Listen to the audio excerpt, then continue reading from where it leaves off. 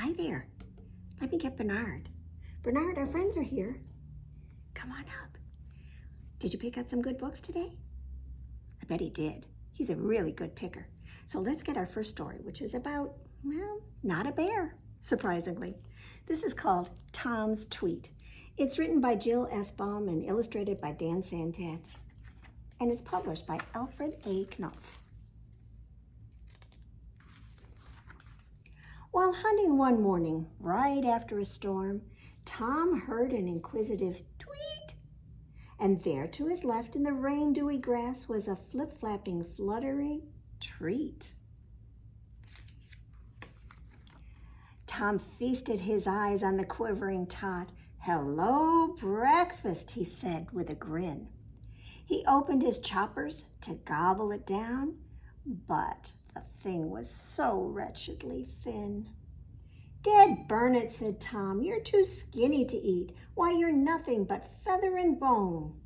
He started to leave, but the shivering tweet looked so frightened, unhappy, alone. "I will not take you back to your nest," Tom declared, but the thing blinked, and egad, Tom was halfway up the tree with the poor little tyke when its mama showed up, fighting mad. Tom mumbled and mumphed, but he couldn't explain the tweet and his kisser like that. Mama Tweet didn't care. She was too busy pecking. And anyways, birds don't speak cat. Tom ran with the tweet through the garden and yard in an awkward, undignified crouch. He scooted past peonies, pansies, petunias, and squeezed through the rose bushes. Ouch. The baby tweet's black button eyes blinked as it swayed on its wee little feet. "Consarn it," Tom grumbled. "Now what do I do? Just my luck to get stuck with a tweet." "Tweet," chirped the baby. "Tweet, tweet, tweet, tweet, tweet, tweet." Tom scowled at the feathery pest.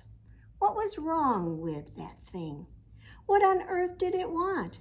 "Will you quit if I build you a nest?" Tom braved Mama Tweet for a bundle of twigs. She dive-bombed his noggin. "Ow, ow!" He dropped the tweet into the twigs and commanded, "Stop tweeting. Be happy, right now." The tot settled into the nest, but its cries didn't stop. And why would they? Unless... "Dag-nabbit," Tom muttered, "there's no way around it. I'll just have to feed you, I guess." Tom scratched and dug in the storm-puddled mud for the juiciest worms he could find, but the tweet wouldn't eat. It was waiting for something. Tom gasped, "Oh, are you out of your mind?" With his innards in knots, he selected a wiggler and gingerly chewed it to pulp. Then he passed the mashed worm from his mouth to the baby, who swallowed it gobbledy-gulp.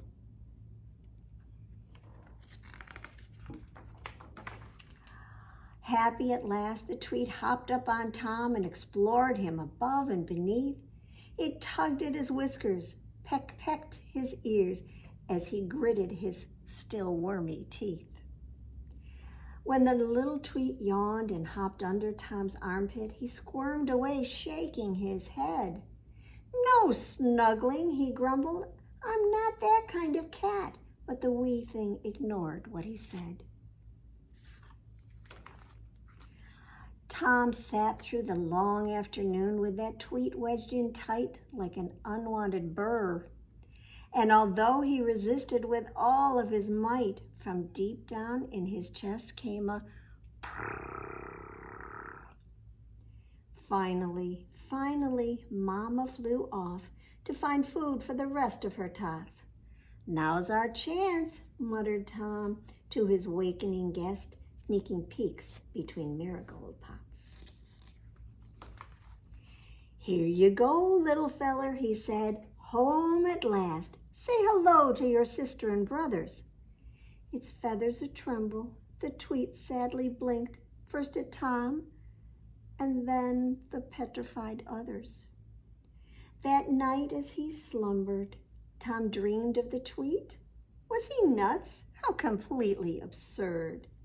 Yes, as hard as it was for a cat to admit, he was missing that bothersome bird. Next morning when Tom stepped from under the porch, a quick hop, flutter, plop caught his eye. As he rushed to the tree, he thought, nah, couldn't be. But it was. It was his tweet. Oh my. See there? It's upside down.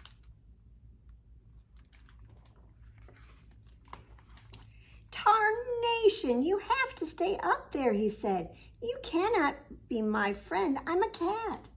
But the baby just smiled, and Tom saw that this tweet didn't care about details like that. When Mama Tweet saw that old Tom was a softy, her sorry was long and ear-splitting. And to prove that she trusted him, really and truly, she gave him a job. Tweet sitting. Can you see that? How will he ever tell the other cats what his new job is? Well, can you shake, shake, shake your sillies out, shake, shake, shake your sillies out, shake, shake, shake your sillies out and wiggle your waggles away. Now can you clap, clap, clap your crazies out, clap, clap, clap your crazies out, clap, clap, clap your crazies out and wiggle your waggles away. Can you stretch, stretch, stretch your stretchies out, stretch, stretch, stretch your stretchies out, stretch, stretch, stretch your stretchies out and wiggle your waggles away. Go ahead and stand up. Can you jump, jump, jump your jiggles out, jump, jump, jump your jiggles out, jump, jump, jump your jiggles out and wiggle your waggles away. Can you yawn?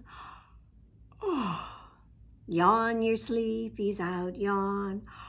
Oh, yawn your sleepies out, yawn. Oh, yawn your sleepies out and wiggle your waggles away.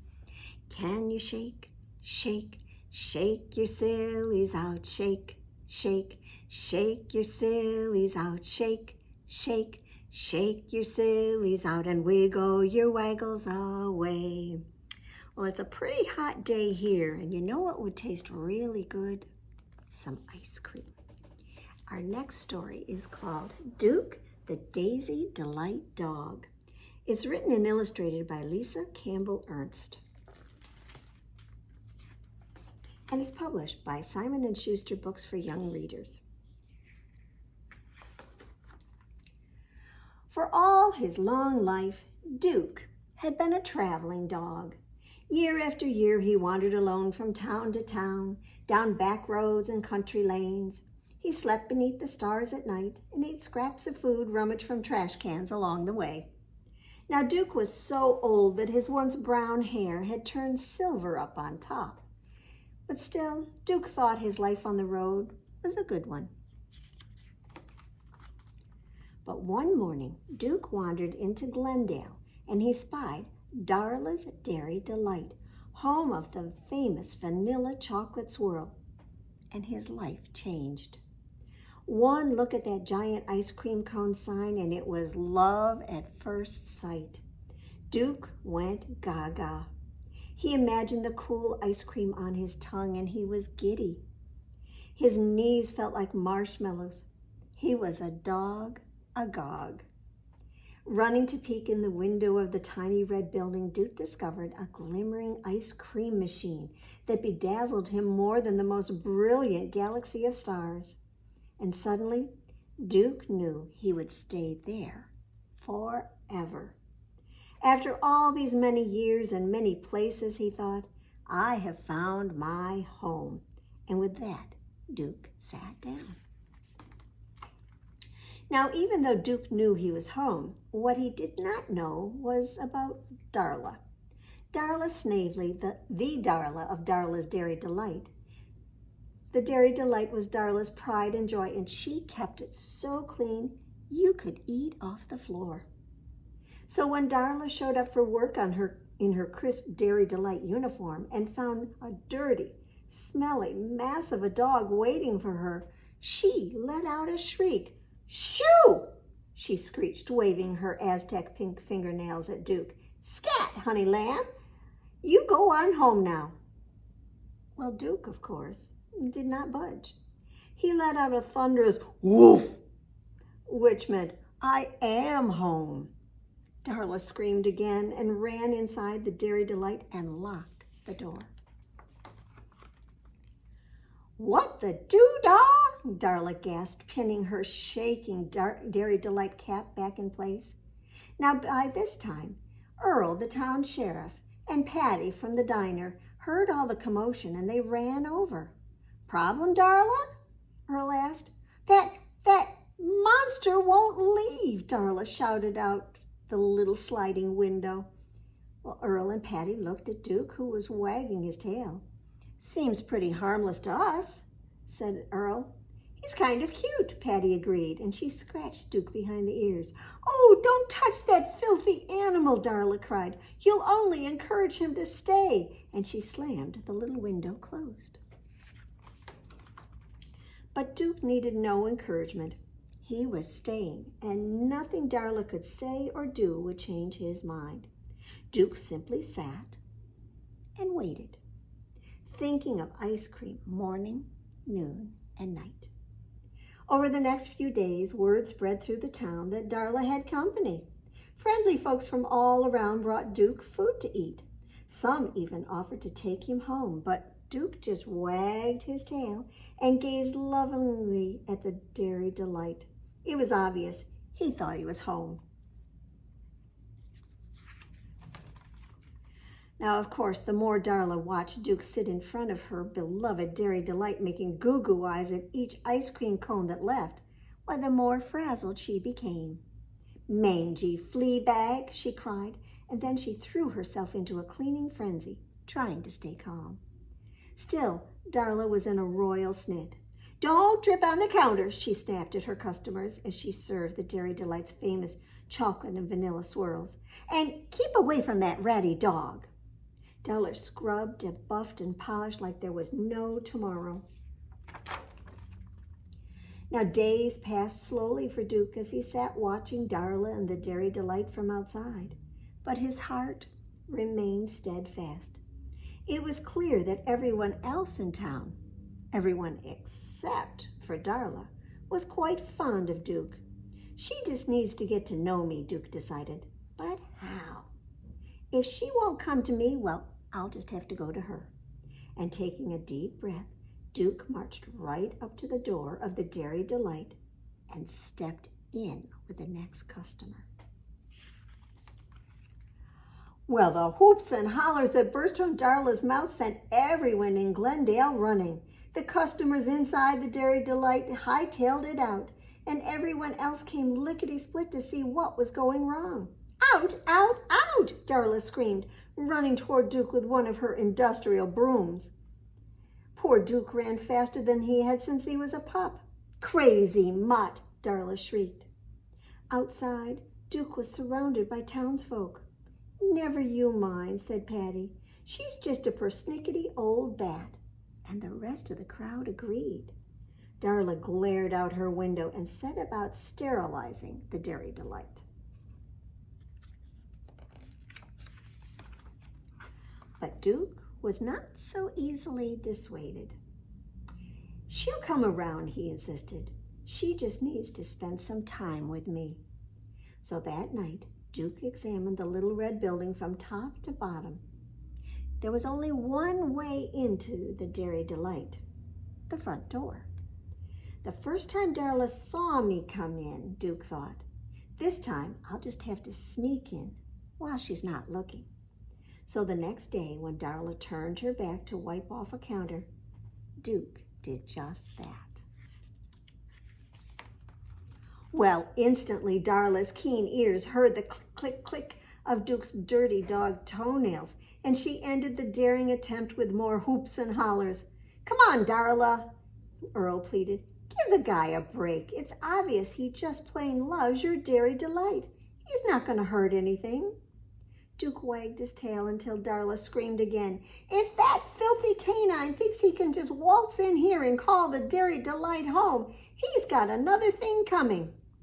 Darla shooed everyone out, turned the sign to say closed, and spent the rest of the day cleaning.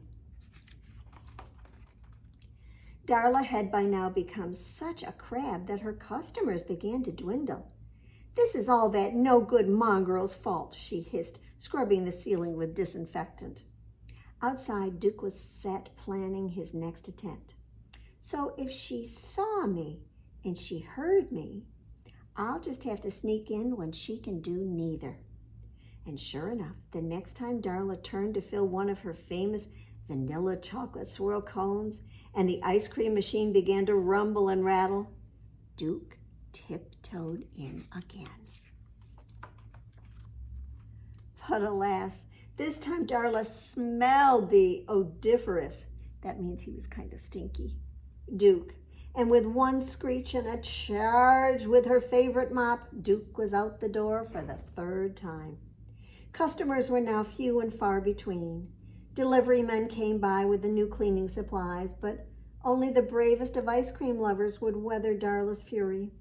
Even Duke began to worry. Still, though, he knew he must get through that door. Somehow Darla would grow to like him. He just knew it. And so Duke sat and waited. Day after day passed, and then one morning a huge box arrived at the Dairy Delight's door. Darla's eyes shone as she unpacked the Clean Right 3-in-1 scrubber buffer waxer machine. "The ultimate cleaning machine," Darla whispered, touching its huge round scrubbing and buffing and waxing brushes. Duke peeked gingerly through the window as Darla poured a big pink pool of peppermint soap on the floor and turned that monstrous machine on. Darla's eyes studied the floor. The scrubbing machine roared, the sweet aroma of peppermint filled the air, and that was the very second that Duke saw his last chance. So with one huge lunge, Duke was through the door and into the Dairy Delight. But he had entered with such force that his right paw hit the edge of the peppermint soap pool, and he shot across the floor straight into the roaring cleaning machine. "No, don't!" Duke heard Darla scream, and then everything was a blur of swirling, bumping, and thumping. The machine went crazy as Darla wrestled frantically to control it. Fur mixed with the spinning brushes, soap bubbles shot in the air, and Darla screamed again. Well, by the time the townspeople had rushed to the Dairy Delight and Earl had finally pulled the plug on the monster machine, it had done its work. Darla staggered to her feet, and she saw the shocked looks on everyone's faces. "I tried to stop it," she cried. "I never meant to hurt him." "Look," she heard someone whisper. "Look at that.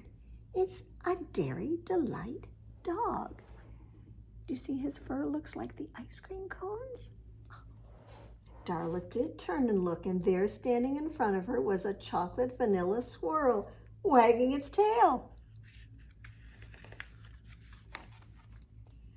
So Duke's days at the Dairy Delight had officially begun.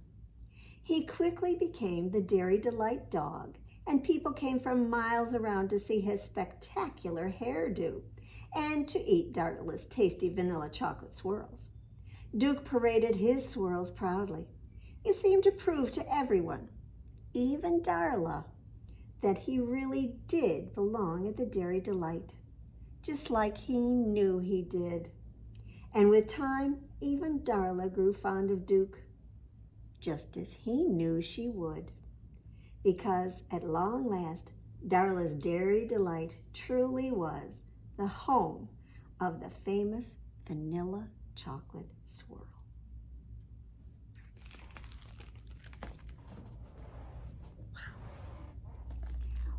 Well, I've got something that's, I don't know if you noticed it, something that somebody brought Duke early on in the story. Let's see if I can find it.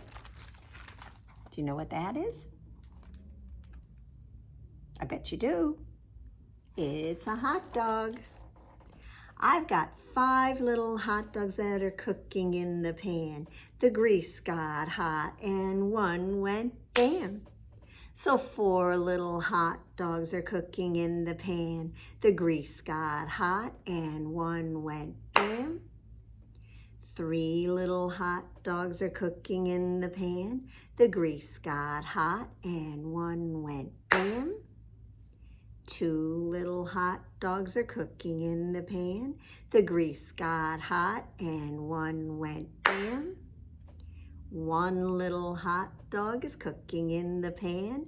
The grease got hot and the one went bam.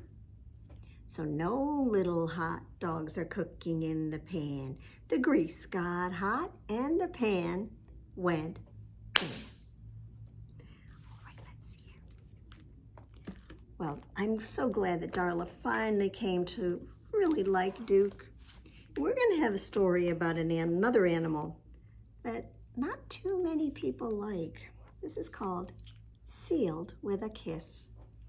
It's written by Beth, Ferry, and illustrated by Olivier Talek, and it is published by Harper.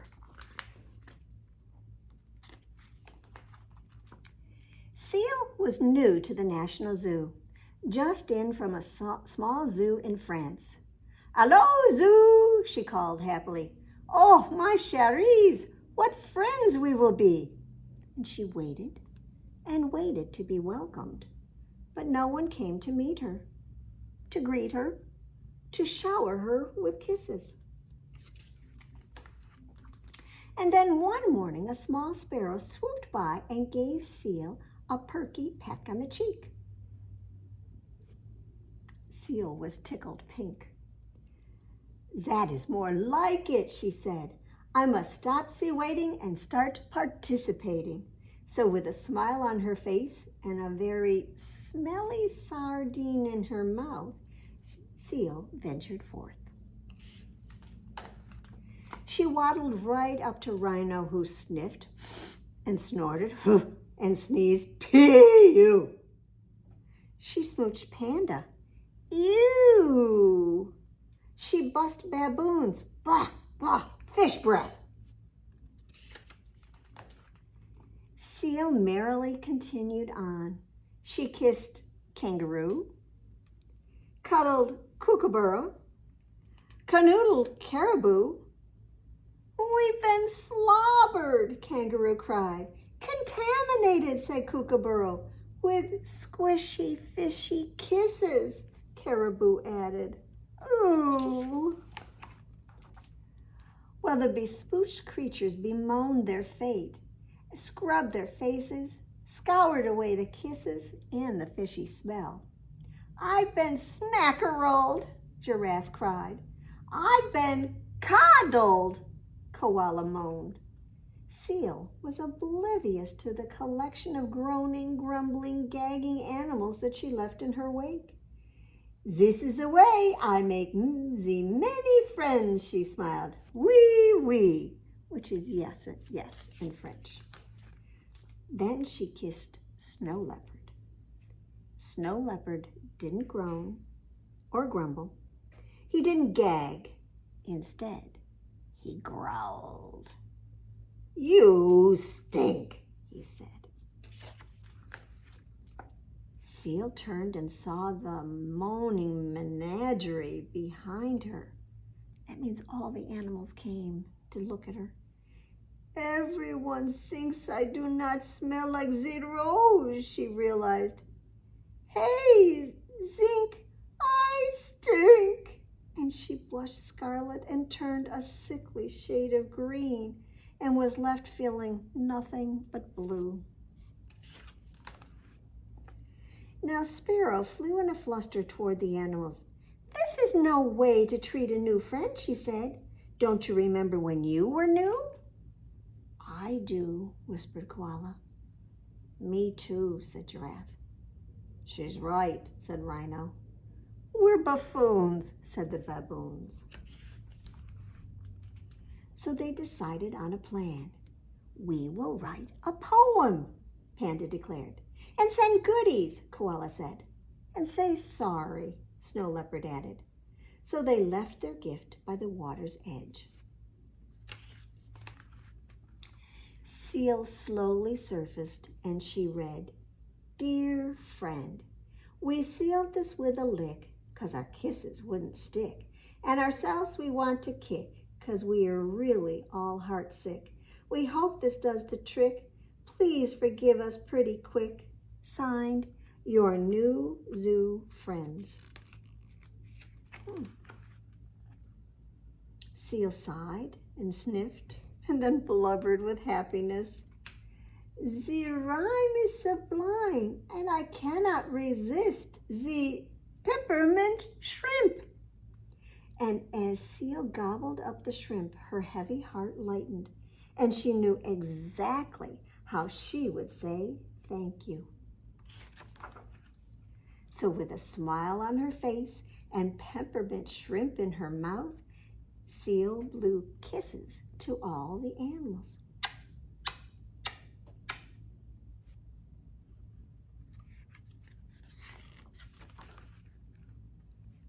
Who blew right past Sparrow, right past the gates, and directly into, where did they go?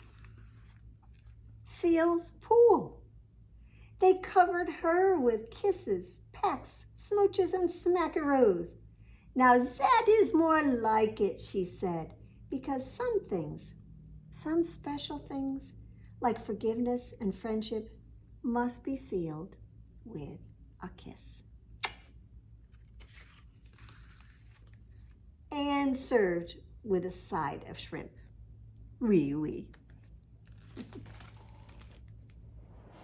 All right.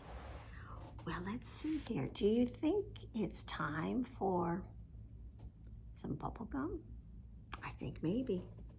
So reach in your pocket and pull out a piece of pretend bubble gum, unwrap it, and pop it in your mouth. Chew it up and get ready for something disgusting.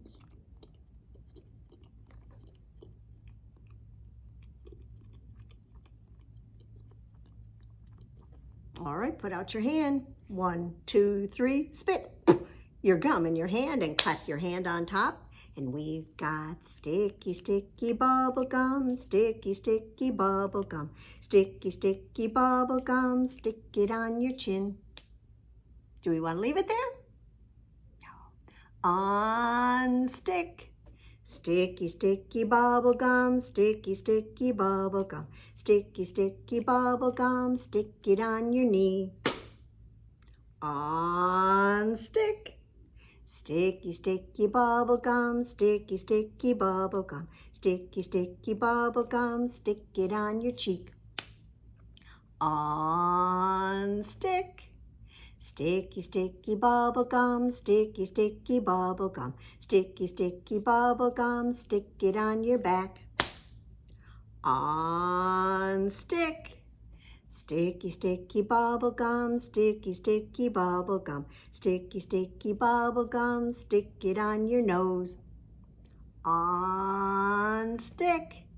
Sticky, sticky bubble gum, sticky, sticky bubble gum, sticky, sticky bubble gum, stick it on your arm. Unstick. Sticky, sticky bubble gum, sticky, sticky bubble gum, sticky, sticky bubble gum, stick it on mom or dad. Unstick. Sticky, sticky bubble gum, sticky, sticky bubble gum, sticky, sticky bubble gum.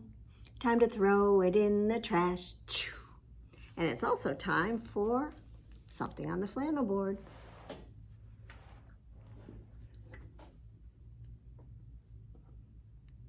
Let me just get it set up so that we don't lose any pieces right at the beginning.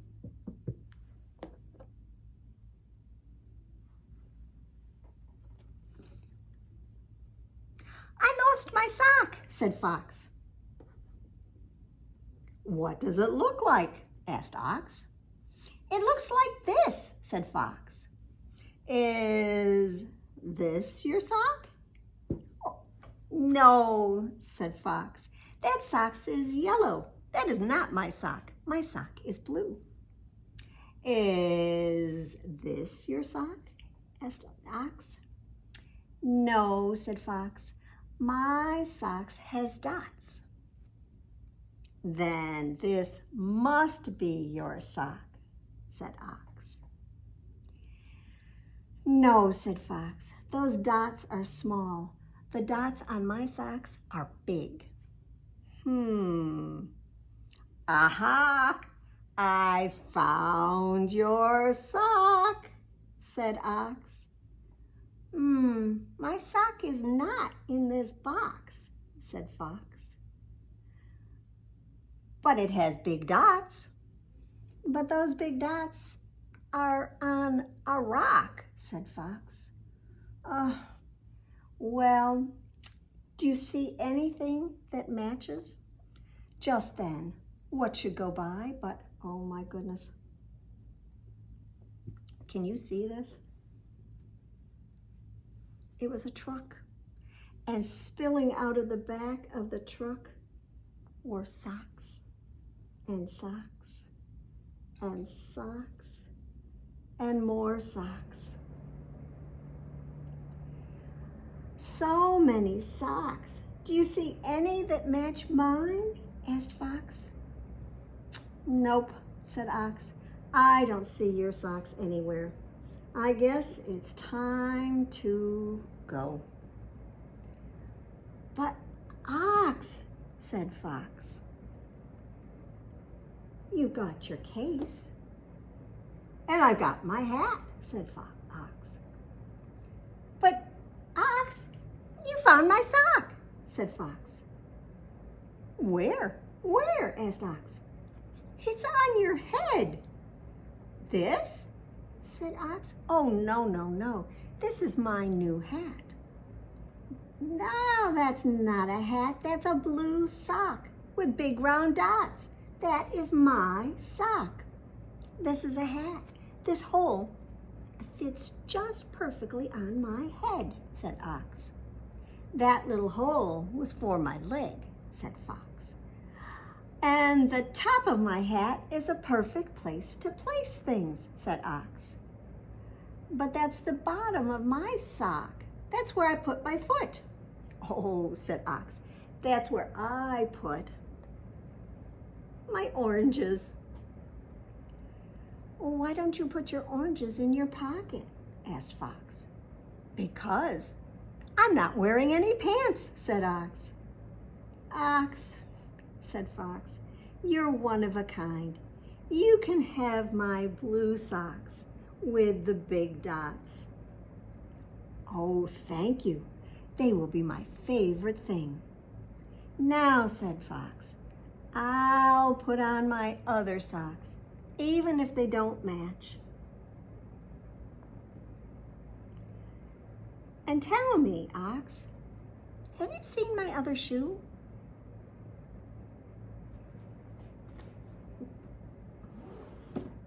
Well, let's finish up with one of our Sandra Boynton books, the Going to Bed book. This is published by Little Simon.